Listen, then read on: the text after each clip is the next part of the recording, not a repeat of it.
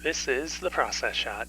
I'm Michael. I'm stuck in a haunted movie theater, and I've seen The Vandal, a short psychological drama from last year, directed by Alcazar, that uses an interesting combination of stop-motion animation and live-action footage.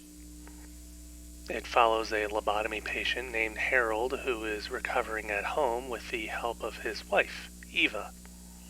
Unfortunately, she passes away, leaving Harold to contend with his own physical and mental health and needs.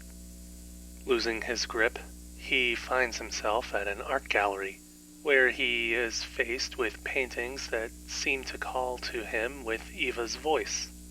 Soon enough, he takes to destroying these works in the dead of night, as it seems to please the voice in his head. However, the question becomes a matter of just what is real and what is in Harold's imagination, a question not only for him but for the audience as well. Well, I think that's the case anyways. The film gets pretty ambiguous in its runtime. Not at all an inappropriate sensation given the story itself, and its focus on Harold's perspective and his mental health. Even so, it's still rather confusing as to what is and isn't really happening.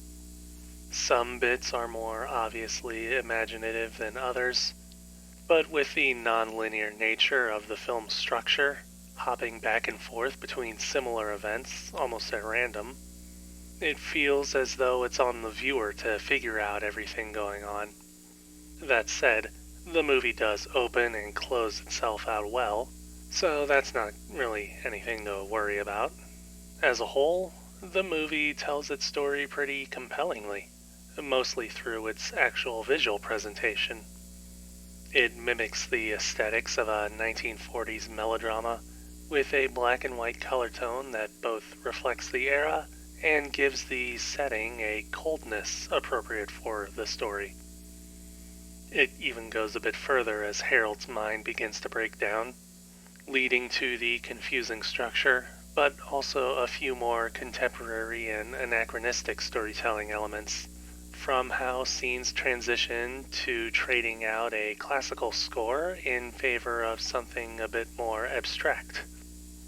Most of all, The Vandal makes prominent use of stop-motion animation and miniatures, giving the world itself an abstract feeling, as if Harold were a doll being moved around by something greater than himself.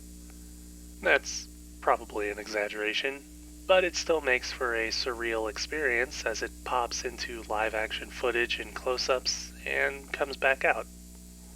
In any case, the overall production is rather astounding, and while the story is still a bit hard to grasp, the themes on display are not difficult at all to understand.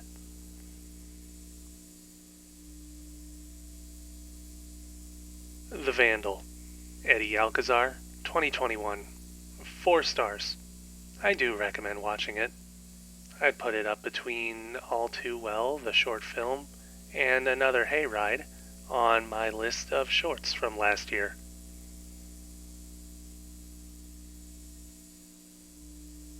That's it for this review.